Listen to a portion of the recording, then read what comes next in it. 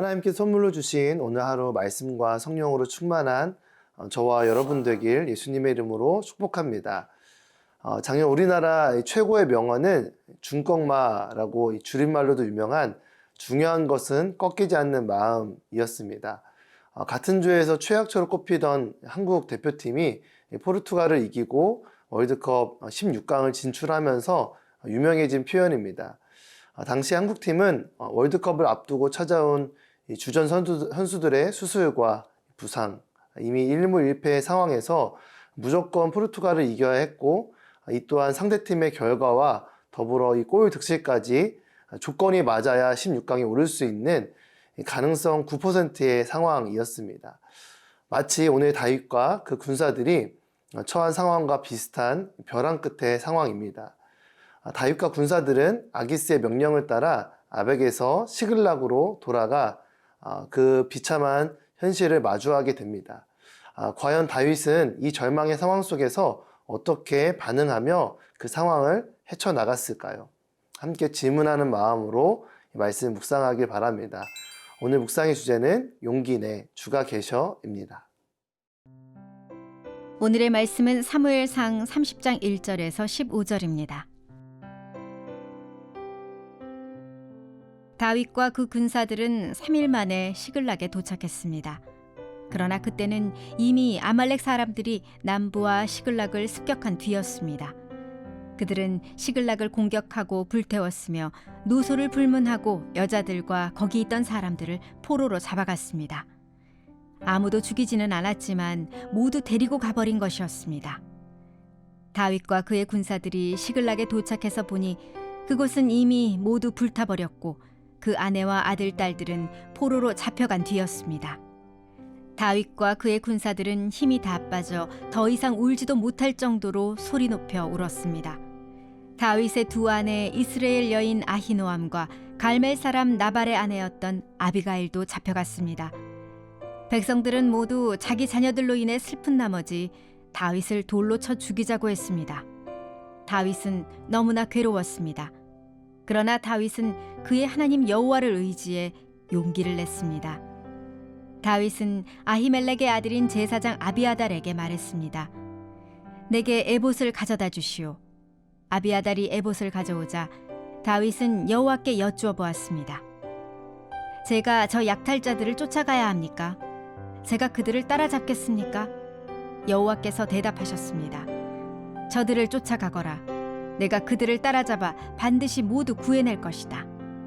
그리하여 다윗과 함께 있던 600명의 군사들은 일어나 부솔 골짜기에 도착해서 일부는 거기에 남아 있었고 다윗과 400명의 군사들만 계속 뒤쫓아갔습니다. 나머지 200명의 군사들은 너무 지쳐 있었기 때문에 부솔 골짜기를 건널 수 없어서 뒤처져 남아있게 된 것입니다. 그들은 들판에서 한 이집트 사람을 발견해 다윗에게 데려왔습니다. 그들은 그 사람에게 먹을 것과 마실 것을 주었습니다. 그 사람은 무화과 빵 한 조각과 건포도 2송이를 먹고 정신이 들었습니다. 그는 3일 밤낮으로 먹지도 마시지도 못했던 것입니다. 다윗이 그에게 말했습니다. 너는 누구 소속이냐? 어디에서 왔느냐? 그가 말했습니다. 저는 이집트 사람입니다. 아말렉 사람의 종이었죠. 3일 전 제가 병이 나자 주인이 저를 버렸습니다.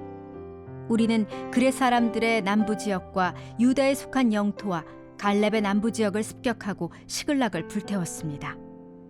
다윗이 그에게 물었습니다. 우리를 그 군대가 있는 곳으로 인도할 수 있겠느냐? 그가 대답했습니다. 당신이 나를 죽이거나 내 주인에게 넘기지 않겠다고 하나님 앞에서 내게 맹세해 주십시오. 그러면 그들에게 인도해 드리겠습니다. 다윗과 군사들이 아기스의 말에 따라 그들의 본거지인 시글락에 도착해서 본 광경은 절망 그 자체였습니다.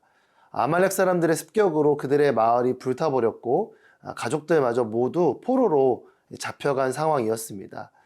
사랑하는 가족들을 빼앗겨 더 이상 울지 못할 정도로 소리 높여 울던 이 다윗과 군사들에게 더 큰 시련이 찾아옵니다. 6절 말씀입니다.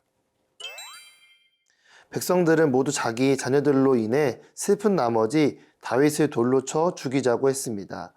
다윗은 너무나 괴로웠습니다.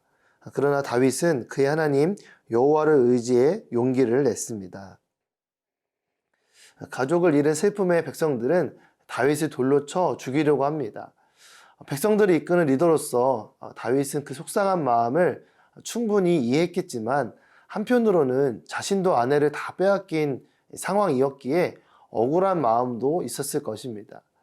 사람들은 어려운 상황에 처하면 누군가를 쉽게 탓하고 모든 책임을 그 사람에게 덮어 씌우려고 합니다.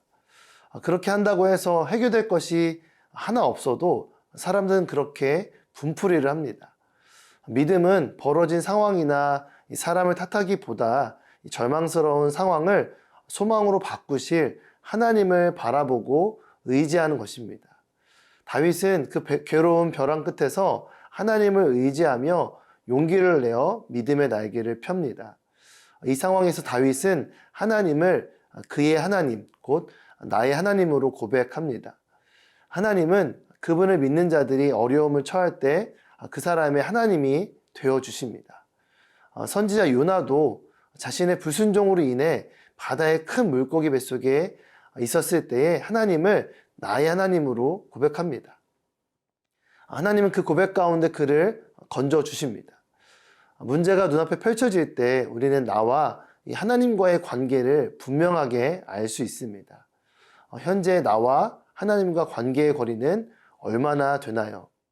너무 멀어서 보이지 않을 만큼 떨어져 있지는 않은지 살펴보길 바랍니다. 아무리 소리를 쳐도 들리지 않을 만큼 멀어진 것은 아닌지 돌아보길 바랍니다. 눈앞이 캄캄한 상황 속에서 우리가 부를 이름은 나의 하나님입니다. 그 이름을 의지하며 부를 때 절망 가운데 소망의 빛을 찾을 수 있습니다.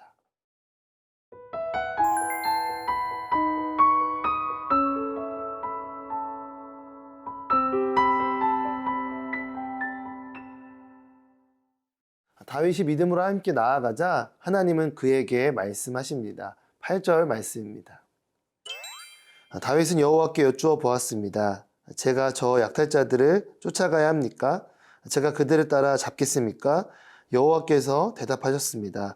저들을 쫓아가거라. 내가 그들을 따라잡아 반드시 모두 구해낼 것이다. 이 다윗과 600명의 군사는 그들을 따라잡아 반드시 모두를 구해낼 것이라는 하나님의 약속을 붙잡고 추격을 시작합니다. 그리고 가던 길에 들판에서 한 탈진한 사람을 만나게 됩니다. 알고 보니 그는 아말렉 사람들의 이집트 출신의 종이었습니다. 종이 병이 나자 그 주인이 버리고 간 것입니다. 다윗과 군사들은 그의 인도를 따라 아말렉 군대를 추격하게 됩니다. 여기서 우리가 주목해야 할 것은 이 도움의 주고받음의 순서입니다. 다윗의 사람들은 그 종을 먼저 선대합니다. 이 총각을 다투는 추격 상황에도 그를 정성스럽게 보살피고 3일 동안 먹지 못해 지쳐있던 그에게 귀력을 되찾게 도와줍니다. 다윗과 그의 사람들이 탈진한 종에게 은혜를 베풀자 이 추격하는 입장에 있는 다윗과 군사들에게 헤매다가 버릴 수 있는 시간과 체력을 아낄 수 있는 엄청나게 큰 은혜로 돌아오게 됩니다. 하나님께서 일부러 다윗과 군사들을 위해 이 종을 남겨두신 것처럼 보일 정도입니다. 이야기 속에서 다윗을 바라보시는 하나님의 시선을 느끼게 됩니다.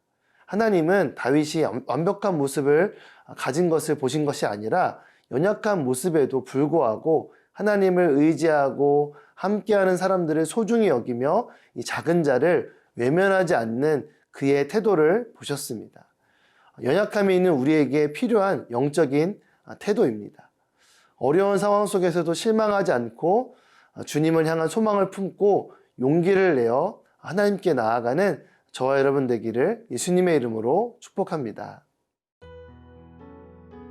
사랑하는 하나님 아버지, 때로 실망스럽고 절망스러운 상황 속에서도 하나님께 소망을 두고 용기를 내어 주께 나아가는 제가 되기를 소망합니다. 예수님의 이름으로 기도드립니다. 아멘.